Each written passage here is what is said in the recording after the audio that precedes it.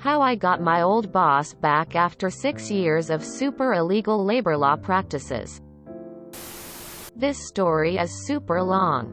This is 6 years worth of illegal practices and abuse. It's super cathartic for me to write this. And I'm going to spare no expense on the dirt. I've now been out of the company long enough that I feel safe and secure enough to post about how I left my 6-year-long career at a famous chain sub shop. I've always posted stories about entitled customers, parents from there. But this one will be about my super entitled asshat of a boss. And how I got my sweet revenge when I finally left the company. How it started. When I was 25. I was in a pretty weird situation where I needed a job and I could not afford to be picky about which one I got. I just happened to be in a local sub shop asking the manager if they were hiring. And the owner was there that day. He hired me on the spot and I started working the next day. Training went quick and I was working 40 hours a week and finally earning some money. My first red flag that something here was not exactly normal was the fact that the manager quit. Less than a month after I had been hired. She had asked for weekends off to be with her children. And the owner told her no. She actually made a fully functional schedule that worked for everyone that gave her Saturdays off. He put her back to Wednesdays off. So she just walked out. I was promoted to manager with less than a month of training under me.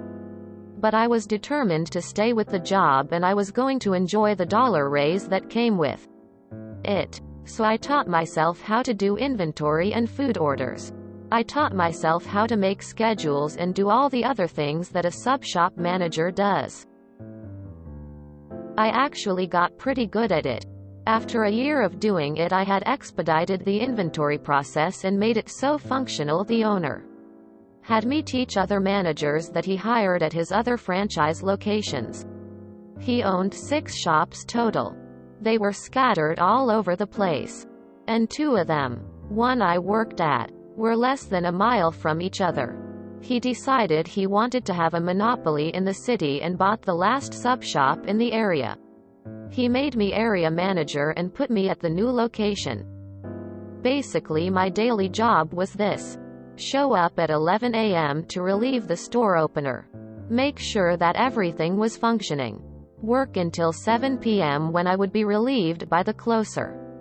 Then I would drive to the other 2 locations to check and make sure everything was okay. Some days I will drive to location A in the morning before my shift started and I would drive to location B after my shift started. On Tuesdays I did inventories. And on Wednesdays I did 3 stores worth of delivery orders. The store I was working at was slow enough that it technically only needed 1 person working at a time with a little overlap during the lunch and dinner rush. It kind of sucked sometimes. If it got busy, you were doing it all on your own. You had to help customers during your lunch break. And you didn't technically get breaks. Going to the bathroom was a gamble. I still dread hearing that doorbell go off when I was midstream. At first it was a perfectly reasonable job. I had the stores operating effectively. Everything was organized. Inventory counts were very accurate and there was very little shrink. Customers were happy. That lasted about 6 months before things started getting illegal. I think my boss was having some kind of personal marriage problems and was taking it out on his staff. Both he and his wife came from super rich families. Millionaires. I have been to their mansion one time for a birthday party. Indoor and outdoor pool. Private movie theater complete with bar and popcorn maker. They had cash to burn. The first illegal thing happened when our store got broken into. A thief broke the window with a rock and tried to find the cash box, as it was locked in the safe. He didn't get anything, but he did pry open the till drawer to find it empty. The police called me since my number was on the whiteboard marked as emergency contact. I showed up and took inventory and told the police the thief had stolen nothing. I even gave them video footage of the thief. Few days later, a cop came back and asked me to confirm how much had been stolen from the store. I told him $0. It turns out, my boss had reported a loss of $500 from the cash box. I'm not sure if he got fined for filing a false police report, but he showed up at work the next day and yelled at me. He told me, "You don't tell the cops anything unless I give you permission next time." Over the next couple of months, he also started becoming a penny pincher at all of his locations. He would jack up the price of the subs to the maximum amount he was allowed to buy the franchise. He would skimp on the veggies, and would yell at us if we put on the recommended amount. If the recipe called for 8 slices of turkey, he told us to put on 6. Basically pissing off all my regulars. It killed our business, which meant we were earning less, which made him more of a penny pincher. Things started breaking in the store and he wouldn't hire professionals to fix it. He would bring in friends and pay them in beer. I remember his mechanic friend coming in to fix our freezer over 10 times in a year. It never properly kept the food at freezing temperatures and leaked water into the freezer. When health inspectors would come in, they would point it out and my boss would say, "Yeah, I'm getting it fixed next week." I was so nervous getting frozen food out of the freezer that was basically 33 degrees all the time. Our frozen bread was floppy half the time. I dealt with this for multiple years. I know I'm an idiot. I should have run away long ago. But I was literally living hand to mouth. And me and my husband were trying to keep a roof over our head. We were both working 60+ hours a week. We just didn't have our lives together enough to be picky. If I was going to leave that store, I would need to find a job that paid 1.5 times the minimum wage as a starter pay to make the same amount I was doing 60 hours a week as the area manager. It was when my boss started doing illegal labor law practices that I began seriously looking to leave. I handled faxing in the payroll at the end of every week. There's always a little star next to your clock in, out when the time has been altered. I'll fix it if somebody forgets to clock in, forgets to clock out, etc. I started noticing that everybody's hours have been adjusted multiple times on multiple days. The boss was cutting people's hours back by half an hour plus. If they clocked in at 6, he would change it to 6:30. I pointed this out to him. He used the excuse that they just stand around and waste time every shift. So I take that time away. He installed video cameras. He would literally watch them from home with a stopwatch and send me a text at the end of the day, telling me to retract certain amounts of time off of everybody's shift. I told him no. If he wanted this done, he could do it himself. It was crazy illegal and I wanted no part of it. I also discovered something one year when he was showing me how to do the year-end reports for tax filing. Even though the stores were a franchise and were all owned and operated by him and his wife, each individual store he had registered under a different business name and a different bank. I.e., you worked at Store A, you got a paycheck from Waldo and Sons LLC, and if you covered somebody's shift at Store B the same week, you got a second paycheck from Waldo Inc., ECT. I asked him why he did this, as it seemed incredibly unnecessary and complicated. He told me it was for tax purposes. He paid less taxes if he registered each store as its own individual franchise. I pointed out that this was illegal. He said he could get away with it by claiming that each store was owned by somebody else in his family, i.e., the store was owned by his wife. The store was in his name. This store was in his brother's name, etc. It was super shady. I had already been here 6 years dealing with this crap. I was fixing to leave very soon. I had enough saved up to cover bills for at least 3 months to give me time to find a new job. I kept telling him that if he pushed me too far I would leave him high and dry with no area manager. And he would have to come all the way out to man the stores himself. He showed up to the stores maybe once a week. He mostly went to the stores closest to his house. He hated having to drive the hour-long drive from where he lived to my 3 stores way out in the boondocks. The day finally came where he pushed me to my breaking point. Inspectors of the franchise came monthly. They were technically required to find 3 things wrong at every location. Because nobody could be perfect. There was minor, moderate and major errors that they could find. Major errors got the owner fined. I had only had 1 major error found between my 3 stores in the 6 years there. But one day the boss called yelling at me because of a burnt-out light bulb in the oven. It was a minor error. But he laid into me like I had just gotten the store shut down. It was so bad. My mother and father heard him yelling at me the phone speaker.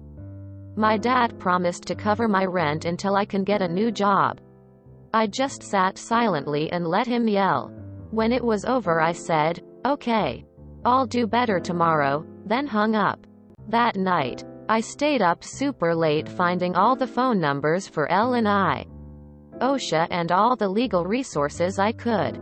The next day I didn't go into work. I stayed home making phone calls. I still had texts from the boss telling me to adjust people's hours. I had recordings from our security cameras of him changing the dates on the prepped food so we didn't throw it away as soon. I even had 5 years plus worth of pay stubs from 3 different business names. Owned by 3 different people. But all signed by him. L&I was incredibly interested to hear about the time clock adjustments. They happily accepted emailed copies of all my text logs. And several dozen pages of faxed pay stubs. I also learned that he should have been paying me overtime for working 20 hours extra each week. He told me I was salary. Yet he classified my pay as hourly. I ended up speaking to a couple of different people about his fraudulent tax money practices. Every single one of them wanted copies of my pay stubs and proof that they were owned by the same person. The best call I saved for last. A call to the local health inspector. I informed them about the leaky freezer, the changing of dates on prepped food, the disgusting practice of keeping food far past its expiration date, the temp log book that we literally just wrote down random numbers instead of actually taking the temps because it takes too long to do that every 2 hours, or my personal favorite. The time a plumber was fixing the toilet and it literally exploded poopy water out into our lobby. The boss made us keep the store open and mop it up quickly. Right in front of customers. The health inspector was very interested. All of these calls I did while getting dozens of angry voicemails, texts from my boss asking me where the hell I was, since I was literally supposed to be working a shift and didn't show up. The poor opener had to stay late and the closer had to come in early. I felt a little bad about that. But I knew the next day the boss himself would have to come in to cover the shift unless he hired somebody and trained them overnight. I ignored every single one of his phone calls. I just never went back. Not even for my last paycheck. I never heard back about getting all that unpaid overtime. But I did hear through the grapevine about the fallout of what happened the next few months. 2 of my boss's stores were completely shut down. As in, health inspectors put a red warning label on the doors and gave him 1 month to fix all of the problems before they would let him open again. He lost his franchise rights with the company. He had to sell all of his stores to other franchisees. Since he was still paying back loans on a couple of them, he had to sell them at a loss. Almost every single one of his employees working for him at the time got huge payouts for the missing time that he had removed from their time clock. One former employee I met up almost a year later told me that he got a $5,000 check He had only been there a year. I also learned that my boss got put on 2 years probation in lieu of prison time. And apparently he failed his first surprise drug test. So he ended up spending a couple weeks behind bars anyway. I found out through social media that my boss's wife left him for a year to let him get his head screwed on right, and when they got back together she made him be a stay-at-home dad while she went out and ran the stores that were still in her name. I know it's not as climatic as some ProRevenge stories on this site, but it felt so good to basically flipped him the bird and let him sleep in the bed that he had made. I've got another job now, and I get paid the same amount that I was earning from him, but I only work 40 hours a week. I get actual lunch breaks now. I get overtime now. I actually didn't realize how illegal his practices had been until I started working a normal 9-to-5 job. To this day, the idea of taking a lunch break without having to help customers in the middle of it is just wonderful. Sorry for how long the story was, but I hope some people enjoy the absolute craziness that was my asshat boss. And now you all know why I will probably never eat at another chain franchise sub shop again, lol. TLDR. My boss owned a sub shop franchise and pulled 6 years worth of super illegal business practices. I saved a bunch of evidence over those years and turned it all in the day I decided to walk out and quit. Stunning. Amazing. Beautiful. The only thing I wish you had done was get your $50,000 in back pay that you're owed. And you got back wages too, right? My justice boner is incomplete unless I know. You need to look into getting that last paycheck. When I was 17, I quit a job and never went back. 20+ years later, I searched the Bank of Canada to see if my name is one of the names with bank accounts that were abandoned, and I found an old bank account I had closed but the employer had deposited in the account, and the bank just holds onto it until the individual contacts them and fills out a form to get the money. There is no interest accumulating, but you should be able to get your last paycheck as well as your overtime and adjusted timesheet pay. Do a little digging to find out. They may be held in trust somewhere. Great story. Did you ever get paid for the wages he stole from you? My boss got put on 2 years probation in lieu of prison time. I hope Lou didn't mind. Okay, sorry. That one made me laugh though. Nice. If you're in the US, you might still be able to get your unclaimed pay. Unclaimed pay generally gets turned over to the state controller and can be claimed years later, unless your state operates differently. Just Google the website of your state's controller and find their search engine for unclaimed property. For example, this is New York's state controller. Beware of third-party websites offering to help, unless they're authorized by your state. Here's a poem. There once was a boss, greedy beyond measure. He stopped paying taxes and turned penny pincher. One day his employee decided, "I've had enough." Quote. He screwed the boss over and made him eat fluff. It doesn't sit well that you never got the money he owed you, but an employee of 1 year got $5,000. Just wanted to add some details in case it helps anyone in a similar situation. In the U.S., exempt salary status requires minimum wages of $47,500. To convert your annual pay to hourly, $40 50 To convert your hourly pay to annual, x 40 by 52.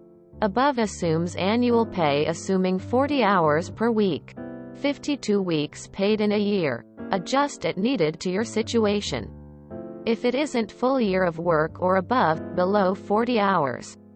Of course, this doesn't include benefits like insurance or retirement contributions. According to this math, Op said she would have to get 1.5x the minimum pay to get the same as a 60-hour work week at current job. Op was basically making minimum wage by this math, and would have been better off taking minimum wage plus hourly overtime pay anyway. Unless I'm misunderstanding OP's situation. Know how much you're getting paid, both hourly and annually. I didn't think about annual income for a long time, but it helped me understand my worth much better. Awesome. He definitely got his smiley face. In lieu of French word hiding in English. The best revenge, in my opinion, is when someone is forced to deal with the consequences of their own actions. Thanks for sharing. D. I've read many a comment here lamenting that you didn't pursue your back wages. It sounds like you made the best decision for you. I've worked some pretty crappy jobs, but never this bad or for this long.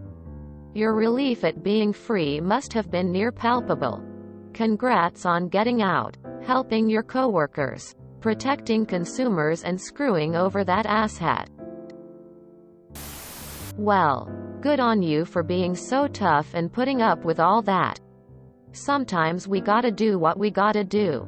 I am very sorry to hear that you missed out on a lump sum payment though. Who says it wasn't climatic? That's about as good as it gets. He was fined, jailed, lost face. What more is there? Very good story, Op. They need to teach kids in HS what's illegal and what's not. These people get away with it because, like the Op, a lot of people forced into MW jobs don't really know or perhaps understand all the labor laws and such. I've had various jobs before where one of my tasks was to assist out-of-work seasonal employees. It's incredible what some people try to get away with. If it makes you feel any better, there are people out there who care and do help to the best of their capacity. More people need to start turning these people in. Too bad this guy got 6 years out of you. Great job on the revenge. You need to ask yourself why you were willing to get walked on for so long and be a slave to someone for that long. 60 hours a week being a slave. If you were making good money it would be one thing, but minimum wage? I see similar to donuts franchises.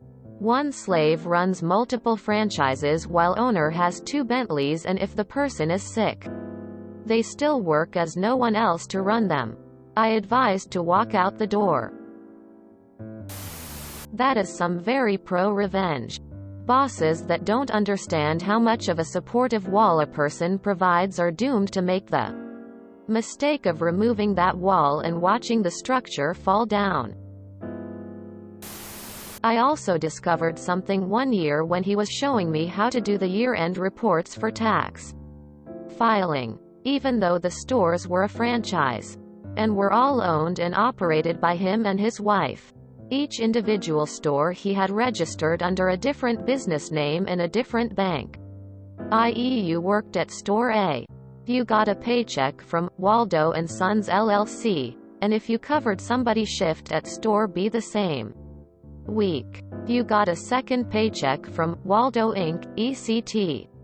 I asked him why he did this, as it seemed incredibly unnecessary and complicated. He told me it was for tax purposes. He paid less taxes if he registered each store as its own individual franchise. I pointed out that this was illegal. He said he could get away with it by claiming that each store was owned by somebody else in his family, i.e., the store was owned by his wife. The store was in his name. This store was in his brother's name, etc. It was super shady. I can't speak to the tax claim, but I suspect it was actually done to minimize risk and he just had no idea why his attorney suggested this. If one of the franchises goes tits up, the others are, theoretically, safe from the creditors of the one that goes tits up. 20 hours of overtime every week for several years is a lot of money to just leave on the table. Couldn't you just contact L&I, OHSA, or any of places you reported to and ask about the money you are owed? Or has it been too long? If you enjoyed this video, please check out our playlists full of similar content. Epicaricast is like doom scrolling for your ears. Please like, share, and subscribe.